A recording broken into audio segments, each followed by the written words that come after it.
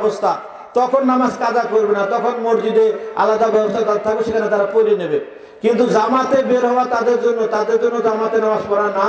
ওমর রাদিয়াল্লাহু তাআলা আনহু নিজে সমস্ত সাহাবাদের ইজমায় এই তাদের ঈদ জুমা যাওয়া বন্ধ করে দিয়েছেন। এখন এটা পুরুষের যে কাজ, ঈদ জুমা পুরুষের দায়িত্ব। সেজন্য জামাত নামাজ এগুলি ঠিক রাখবো, বড় জিকির।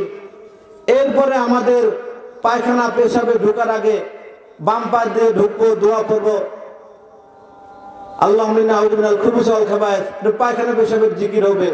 এরকম বের হয়ে আবার ডান পা দিয়ে বের হবো, গুফরানাকা আলহামদুলিল্লাহিল্লাযী আযহাবা আন্নিল আযা ওয়া আফানি, পায়খানা পেশাবের জিকির হবে। এরকম জুতা স্যান্ডেল পায়ে নেব, মাথায় টুপি রেখে পায়খানা পেশাব করব। এগুলি কি হবে? ঢিলাকুলো ব্যবহার করব। পায়খানা পেশাবের সুন্নত হবে। খাওয়ার সুন্নত, খাওয়ার আগে কি করব? বিসমিল্লাহ আলা বারাকাতিল্লাহ করব, ভুলে গেলে বিসমিল্লাহ আউয়াল ওয়া আখিরাও পড়ব। এরকম ভাবে ডান হাত দিয়ে খাবো। এরকম কি করব? দস্তরখান বিছিয়ে খানা খাবো। এরকম খানার শেষে শুকর আদায় করে আলহামদুলিল্লাহ দোয়া পড়ে, আলহামদুলিল্লাহ যা আত'আমানা ওয়া সাকানা ওয়া জাআলানা মিনাল মুসলিমিন। তাহলে এগুলি খানার আদব হবে। শোয়ার আদব, শোয়ার জিকির হবে। শোয়ার সময় কি করব? এশার নামাজ পড়ে তারপরে কি করব? 33 বার সুবহানাল্লাহ পড়বো, 33 আলহামদুলিল্লাহ পড়বো, 34 আল্লাহু আকবার পড়বো। এরকম ভাবে আলহামদুলিল্লাহ সূরা পড়বো, সূরা ইখলাস 3 বার, সূরা নাস 3 বার, সূরা ফালাক 3 বার, সূরা ফাতিহা পড়ে এরকম গা মুছে নেব। তাহলে শরীর বন্ধ হয়ে যাবে, জিন পরির উপদ্রব জাদু টোনা থেকে বাঁচতে পারবো। শোয়ার জিকির হবে। রাতে তাহাজ্জুদের নিয়তে ঘুমাবো, যখন ঘুম ভাঙে এরকম তাহাজ্জুদের নিয়ত, তাহলে তাহাজ্জুদ পড়বো। এগুলি কি হবে? শোয়ার সুন্নত হবে। এরকম কি আমলের সুন্নত।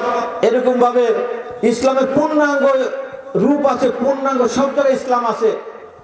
এগুলো আমলের দিক দিয়ে, ইবাদতের দিয়ে, মুআমালাতের মধ্যে সুদ ঘুষ এগুলি যে হারাম, এগুলি যখন দিতে যাব আল্লাহর ভয়ে এগুলিতে বাঁচার চেষ্টা করব। যেই কাজ না করলে, যদি জায়গা জমি চলে যায় ঘুষ না দিলে, সেখানে দায় থেকে ঘুষ দিলেও এটা হারাম, এটা মনে রাখবো। হালাল মনে করলে ইমান থাকবে না। ছবি তোলা না যায়, পাসপোর্টের ছবি তুলতেছে শুধু কি করার জন্য? রাষ্ট্রীয় ব্যবস্থা ভালো না, সুন্নত তরিকায় না। এখানে 7:30টায় আজান হবে, জামাত হবে, 7:30 পর্যন্ত কথা চলবে, এভাবে সিদ্ধান্ত হয়েছে। এখানে জামাত হবে, কেবল 7টা বাজে। সেজন্য কি করব?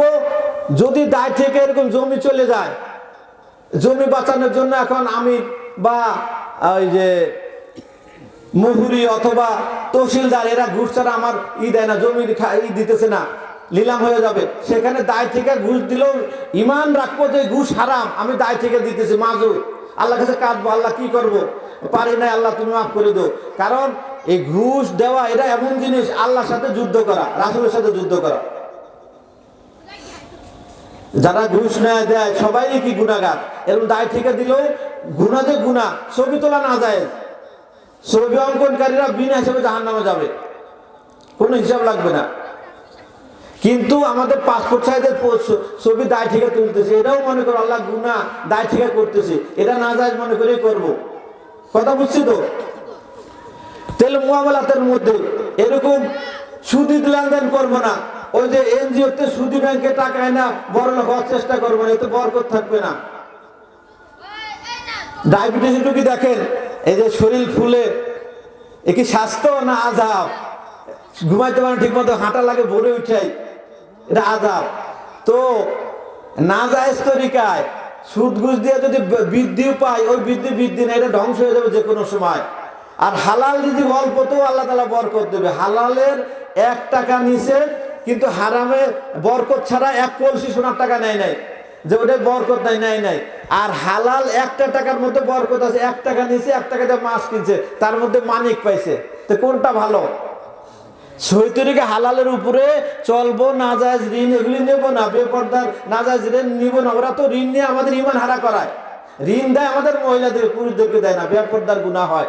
তারাও জাহান্নামে যায়, দোষ হইতেছে, আমরাও হইতেছি তাদেরকে এই পথে হাঁটতে দেওয়ায়। কথা বুঝছি তো? এজন্য সতর্ক থাকবো যে মুআমালাতের মধ্যেও জিকির, যে এরকম কি সুদ ঘুষ এগুলির সময় আল্লাহর ভয়, এই গুনার কাজ করব না। এরকম মুআশারাত, সামাজিকতা, ছেলে সন্তান স্ত্রীর মতো লালন পালন করা, এখানেও কি আছে? জিকির আছে। পর্দার হুকুম কি? পর্দার হুকুম। এর শালীর সাথে দেখা দেওয়া যায় না, এরকম দুলাভাইয়ের সাথে দেখা দেওয়া যাবে না, এরকম ভাবির সাথে দেখা দেওয়া যায় না, এরকম চাচি মামি এদের সাথে দেখা দেওয়া যায় না, আল্লাহর হুকুম। কথা বুঝছি তো? আল্লাহর হুকুম। এখানে যে পর্দা মানা, এটাও আল্লাহ তাআলার জিকির। 14 শ্রেণী সাথে দেখা দেওয়া যায়, বিয়ে করা যায় না। তার মধ্যে প্রধান হলো উপরের দিকে 2 শ্রেণী আর নিচের দিকে 2 শ্রেণী। উপরে হলো কি বাপ দাদা, তার উপরে তারও যত যাবে, এরকম কি। আর বিবাহের সূত্রে শ্বশুর শাশুড়ি, এরা তার উপরে যত যাবে, এই গ্রুপের যত যাবে উপরে।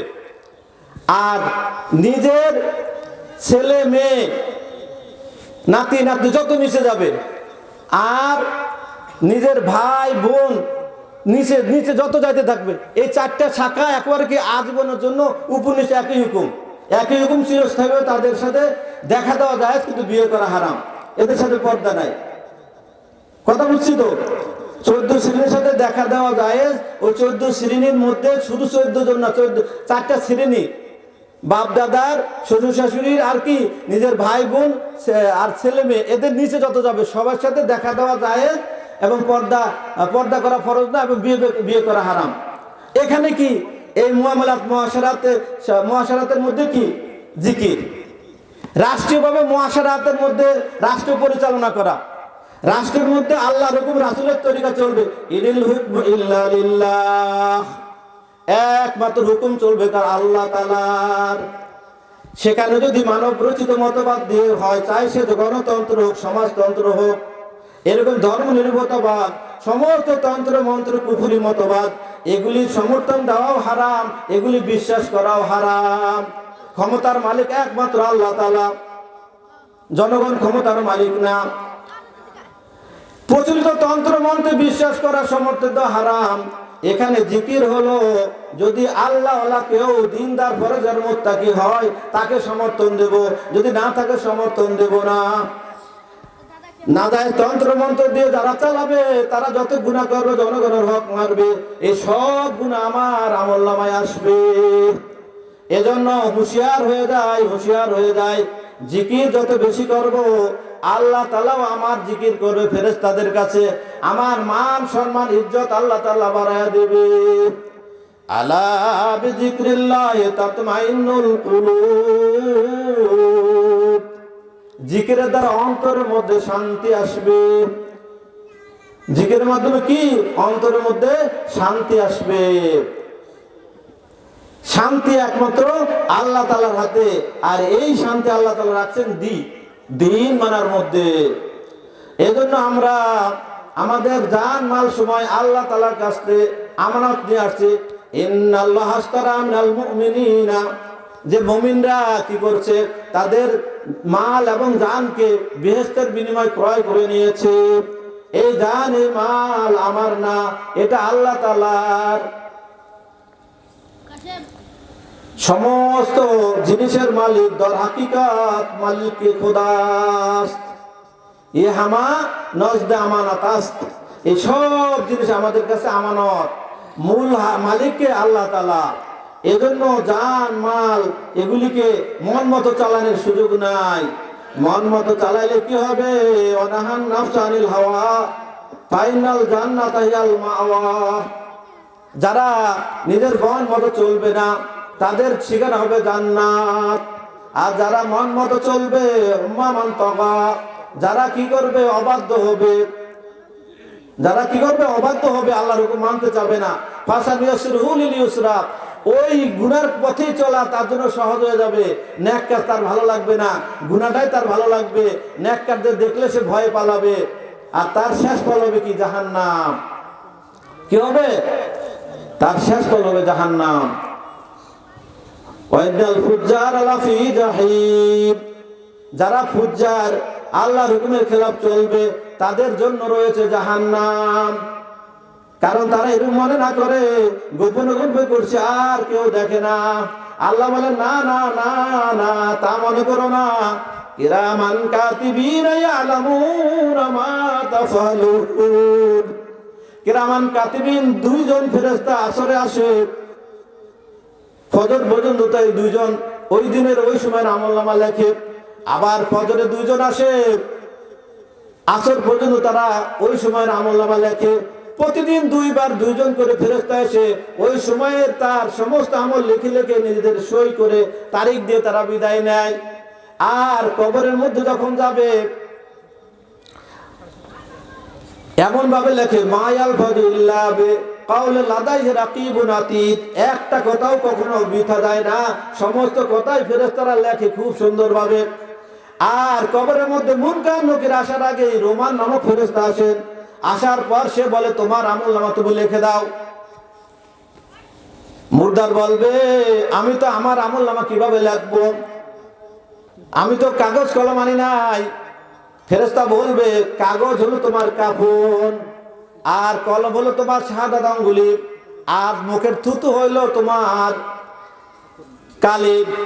এই কাগজ কলম দিয়ে কাফনের কাপড় ছিঁড়ে আমলনামা লিখতে থাকবে। বালেগ হওয়ার পর থেকে মৃত্যু পর্যন্ত যত আমল, সব আমল আল্লাহ তাআলা মনে করে দার সে লিখবে। লেখার পর সেখানে নাম সই করবে। আর এরকম ভাবে ওই আমলনামাটা পেঁচায়া গলার মধ্যে ঝুলাইয়া দিবে। ইউলকা মানসুরা, হাসরের ময়দানে যখন মানুষ উঠবে তাদের আমলনামা এরকম গলায় ঝুলানো থাকবে। তাকবীজ আকারে প্রত্যেকের কি তাকবীজ আকারে আমলনামা ঝুলানো থাকবে। আল্লাহর সামনে যখন যাবে তখন আল্লাহ বলবে ইকরা কিতাবাকা কাফা বিনাফসিকা আল-ইয়াওমা আলাইকা হাসিবা, বান্দা পড়ো পড়ো, তোমার আমলনামা তুমি পড়ো, আজকে তোমার হিসাব দেওয়ার জন্য তুমি যথেষ্ট। এজন্য সব সময় জিকির করা, ফাযকুরুনি আযকুরকুম, যে বান্দা তুমি আমাকে স্মরণ করো। চাই তুমি রাষ্ট্র পরিচালনা করো না কেন, সমাজ পরিচালনা করো না কেন, তুমি ছেলে সন্তান স্ত্রী লালন পালন করো না কেন, এরকম ভাবে তোমার খাওয়া দাওয়া পায়খানা পেশাব সব কিছুতে আমি রব্বুল আলামিনকে স্মরণ করো, আমাকে ভয় করো। সব কিছু কি করবে স্মরণ করে, আমাকে স্মরণ করে আমার হুকুম আমার হাবিবের তরিকায় চলবে, তাহলে তুমি নাজাত পাবে। এজন্য আমরা কি করব, বেশি বেশি করে জিকির করব। একটু জিকির, শাব্দিক জিকির করি, এগুলো আমলি জিকির। আর মৌখিক জিকির সুবহানাল্লাহ সুবহানাল্লাহ সুবহানাল্লাহ সুবহানাল্লাহ, আলহামদুলিল্লাহ আলহামদুলিল্লাহ আলহামদুলিল্লাহ, আল্লাহু আকবার আল্লাহু আকবার আল্লাহু আকবার। আল্লাহ আল্লাহ, আল্লাহ না, পাতলা হবে না, মোটা হবে, বাংলাতে আকার হবে না, লয় লয় আকার হবে না। আল্লাহু আকবার, বার টানা যাবে না, টানা যাবে না, শব্দটা হবে আল্লাহু আকবার। আর আলহামদুলিল্লাহ, আলহামদুলিল্লাহ না, আলহামদুলিল্লাহ। এরকম লা ইলাহা ইল্লাল্লাহ জিকির, লা ইলাহা ইল্লাল্লাহ লা ইলাহা ইল্লাল্লাহ, লা ইলাহা ইল্লাল্লাহ না, লা ইলাহা ইল্লাল্লাহ, ইল্লাল্লাহ না, লা ইলাহা ইল্লাল্লাহ লা ইলাহা ইল্লাল্লাহ। এই ইল্লাল্লাহ বলে যত কলমে ধাক্কা দেব, জরব মারবো, তত গুনার ময়লা সরতে থাকবে। আর ইল্লাল্লাহ ইল্লাল্লাহ ইল্লাল্লাহ ইল্লাল্লাহ, আল্লাহ আল্লাহ আল্লাহ, এই 3 প্রকারের জিকির তরিকাতে বুজুর্গগণ দিয়ে থাকে। একটার নাম হলো নফি ইসবাত, আরেকটা হলো ইসবাতে মুজাররাদ, আরেকটা হলো ইসমে জাত। শুধু ইল্লাল্লাহ জিকির জায়েজ নাই, শুধু ইল্লাল্লাহ জায়েজ। আগে লা ইলাহা ইল্লাল্লাহ, মাঝখানে ইল্লাল্লাহ, তারপরে আল্লাহ আল্লাহ, এভাবে জিকির করা জায়েজ এবং এভাবে তরিকার জিকির আছে। শুধু ইল্লাল্লাহ জিকির জায়েজ নাই। কথা বুঝছি তো? এটা যেমন আলোচনা হলো যে আমি ঢাকা যাব, তুমি যদি যাও তাহলে আমাকে জানাও। দেখা হইলো কিরে, হ্যাঁ যাবো। এই কিরে হ্যাঁ যাবো মানে কি, ওই যে তুমি কি কাল ঢাকা, আজকে ঢাকা যাবে, এই কথাটা গোপন আছে, কারণ এই কথাটা আগে হয়েছিল, এই কথাটা কি আগেই হয়ে গেছে। এরকম আমরা লা ইলাহা ইল্লাল্লাহ জিকির করার কারণে ইল্লাল্লাহ যখন করবো, এই লা ইলাহা ওখানে আগেই আছে। কথা বুঝছি তো? ওটা এখানে এই জন্য এই জিকির সঙ্গে নিয়ত করায় আমার কলবে আমার আল্লাহ আছেন। ইল্লাল্লাহর অর্থ কি, আমার কলবে আমার আল্লাহ আছেন। এটা না যে আল্লাহ ব্যতীত আল্লাহ ব্যতীত, এই অর্থ করা হয় না। কারণ আগে আর পরে মিলে হলো এই জিকিরটা সমন্বয়কারী। এজন্য শুধু ইল্লাল্লাহ জিকির আমরা করি না, শুধু ইল্লাল্লাহ জিকির জায়েজ নাই। কিন্তু তরিকতের যে জিকির, এটা সমন্বয় করে মাঝখানে এটা আছে। কথা বুঝছি তো? সেজন্য আমরা এই হাঁটতে চলতে এসব জিকির করবো নিয়মিত ভাবে। আর এরকম ভাবে পরস্পর দাওয়াত দেবো। ফাস্তাবিকুল খায়রাত শেষ করে দিতেছি, যেহেতু এই নামাজ একটু আগায় আসছে, আমরা এই জন্য 5 মিনিটের মধ্যে শেষ করে দিচ্ছি। আল্লাহ তাআলা কি বলেন? ফাস্তাবিকুল খায়রাত, তোমরা পরস্পরকে নেক কাজে উৎসাহিত করো। কি করো? উৎসাহিত করো। তাওয়ানু বিল বিররি ওয়াত তাকওয়া, তোমরা পরস্পর নেক কাজে উৎসাহিত করো। ওয়ালা তাওয়ানু বিল বিররি ইসমি ওয়াল উদওয়ান, গুনাহ এবং সীমালঙ্ঘনমূলক কাজে কেউ কাউকে সহযোগিতা করো না। তাহলে গান বাজনা, নাচ, বেপর্দা বেহায়াপনা, নাজায়েজ তরিকার বিভিন্ন কাজ, এগুলি কি সহযোগিতা করবো আমরা? করব না। ভোট না দিলে গুনাহ হবে না, কিন্তু নাজায়েজ তরিকায় ভোট দিলে তার গুনাহ আমার আমলনামায় আসবে। আর জায়েজ তরিকা যদি সহি তরিকায় দিনদার ফরজের মুত্তাকি আসে, তাহলে দিনের সমর্থন দেওয়া, দিনদারের সমর্থন দেওয়া, তখন আমার ইমানের দায়িত্ব। আর থাকবো কাদের সাথে? ওলামায়ে কেরামের সাথেই। ওলামায়ে কেরাম থেকে বিচ্ছিন্ন হলে ফিতনায় পড়ে যাব। বর্তমান বহু ফিতনা বের হয়ে গেছে মানুষকে দিন থেকে সরানোর জন্য। আহলে কোরআনের নামে একটা দল বেরিয়েছে, এরা কোরআন মানে হাদিস মানে না। আচ্ছা, হাদিস ছাড়া কি পারবেন? আত্মায়াতুদ দুরূদ শরীফ কি হাদিসের না কোরআনের? তাহলে আপনি নামাজ পড়তে গেলে তাহলে তারাও কি মনে হয় আত্মায়াতুদ দুরূদ শরীফ ছাড়া নামাজ পড়ে কিনা আল্লাহ জানে। এরকম হিজবুত তাওহীদ একটা আছে, এরা কি করে না, এই আলেম ওলামাদের পিছনে নামাজ পড়ে না, এরা টাকা নিয়ে নামাজ পড়ায়, এই জন্য এদের পিছনে নামাজ পড়ি না। টাকা নিয়ে নামাজ পড়ানো, শুধু হুজুর সাল্লাল্লাহু আলাইহি ওয়াসাল্লাম টাকা না নিয়ে নামাজ পড়াইছে নবীরা। ইত্তাবিউ মান লা ইয়াসালুকু আজরা ওয়া হুম মুহতাদুন, যারা টাকা